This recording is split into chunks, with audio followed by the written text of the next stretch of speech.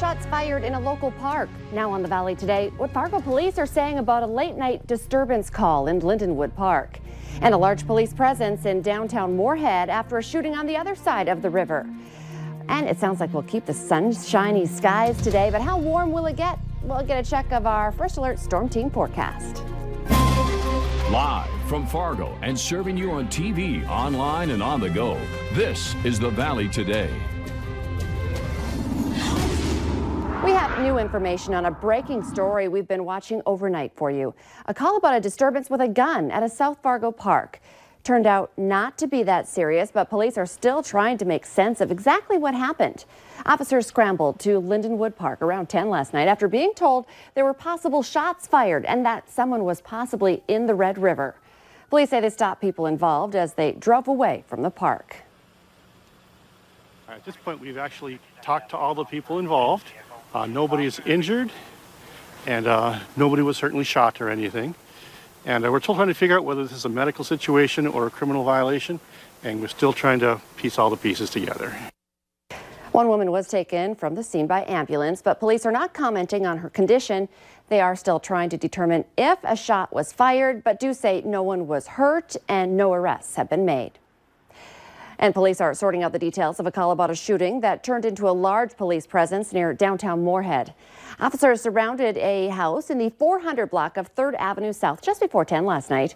Moorhead PD tells us they detained several people in connection with the incident, but there's no word on any injuries or arrests.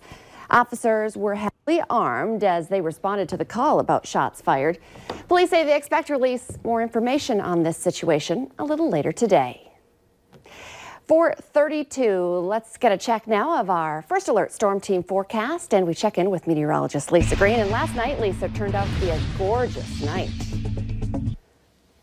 Beautiful out there. We just saw that view of the full moon that we have today, and we've got a nice clear sky. Now, it is a little chilly for some of us. You can see up north that we're looking at some temperatures that are below freezing, some frosty conditions there. Grand Forks is at 30 degrees, and there are places in the 20s. Boston, our coolest number, at 27 degrees. Hallock, Roseau, Bemidji, and Park Rapids all at 28. And then just head a little farther south, and it's a different story. It's 38 degrees right now in Fargo, and we're looking at 40s for places like Gwinner and Oaks. We're both at 43 degrees in that location. So temperatures, big range from north to south. And our wind speeds are pretty light. They're coming in out of the north overall, and we're seeing wind speeds that are about 5 to 15 miles per hour. Visibility is looking really great, too, so we get a nice view of that full moon this morning. And checking out your radar and satellite map, not much to show you here in the Red River Valley. We've got some clouds streaming into the south and west. You can see that on the map there. But other than that, we're clear and we're quiet. We zoom out to show you what's going on here. There's a storm system into South Dakota. It's impacting parts of southwestern North Dakota and back over to Montana. This is going to skirt just south of us. And so we're looking at the potential for some cloud cover in the south. But other than that, we are missing out on the moisture with this one. So here's a look at our hour-by-hour planner. Expect to see temperatures that are going to be starting off this morning pretty chilly. We'll work our way up, though, as we get that sunshine today. And as we continue on into the noon hour, you could see temperatures into the 40s at that point. So this is cooler than yesterday's lovely weather that we had, but still keeping that sun and a little bit of a breeze out there too. Now, if you are around that South Dakota state line area, that's where we're more likely to see some cloud cover today on that northern fringe of this system. So it may not be as sunny for you. Most of the valley, the most of us will see the sunshine throughout the day. Here's a look at our temperatures for this afternoon. It's cool. We're going to be in the 40s to some 50s, so it might be deceiving looking out the window and seeing that sun, and then you step out the door and you feel the chill a little bit. Good thing it's May sunshine, a little stronger, and that will help things out too if you're going to be outside. Heading into the nighttime hours tonight, once that sun sets, we're looking at the temperatures dropping into the 30s, and then eventually getting close to or reaching the freezing mark tomorrow morning. So, and that's not just for the Northern Valley where we've been flirting with that the last couple of days, Southern Valley too. So if you've got some flowers you've planted, some pots you've been putting out, make sure that you're protecting those and bringing them in today. And hopefully if you're in the Northern Valley, you've been doing that for the past couple of nights. So Friday morning, starting off with some quiet weather, you could see that we've got some clouds trying to roll into our western viewing area. There might be a few sprinkles or snowflakes, depending on the timing of that associated with them. And another cool day, but a quiet day for your Friday. Here's your photo today. A goose and its gosling in Fergus Falls. Thanks, Ron, for sharing that.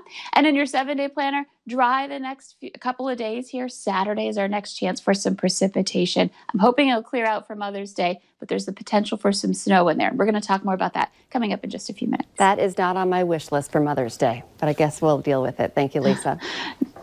The number of confirmed coronavirus cases in the U.S. rose above 1.2 million. While more than 72,000 deaths have now been reported. On Capitol Hill, former CDC Chief Tom Frieden testified that by the end of May, the number of coronavirus deaths in the U.S. will likely have passed the 100,000 mark. Across the U.S., at least 28 states saw new cases rise over a 3-day average last week. Minnesota's cases increased more than 130%. Tennessee rose 97%, and Ohio almost 50%. The surges come as most states begin limited moves to reopen their economies and ease social distancing restrictions. The Minnesota Department of Health is confirming that significant climb in cases, with the total now exceeding 8,500. 728 more cases were reported, bringing the total to 8,579. 30 more deaths are also reported, with the death toll now at 485. 391 of them lived in a nursing home or assisted living facility. 5,005 people are listed as recovered. In North Dakota, health officials are confirming 57 new cases of COVID-19, along with 6 additional deaths across the state. Cass County has the highest number of confirmed cases, totaling 686. Grand Forks is the second highest, with 271 cases. The death toll now stands at 31. 17 people have died directly from the virus. 2 people died with the virus, but that's not what killed them. And 12 deaths are still under investigation. The total virus count is now at 2,154 cases. 582 people have recovered. North Dakota Governor Doug Burgum is announcing the formation of a Red River Valley COVID-19 task force. He says more needs to be done here because more than half of the state's coronavirus cases are in Cass County. The push will include daily testing at Fargo-Cass Public Health in downtown Fargo. According to management services company ADP, private payrolls dropped by more than 20 million jobs in April as companies cut workers amid the pandemic shutdown. It was the worst loss in the survey's history, going back to 2002. The previous record was more than 834,000 jobs lost in February of 2009. ADP used the week of April 12th as its sample period, similar to the method the Labor Department uses for its official non-farm payrolls count.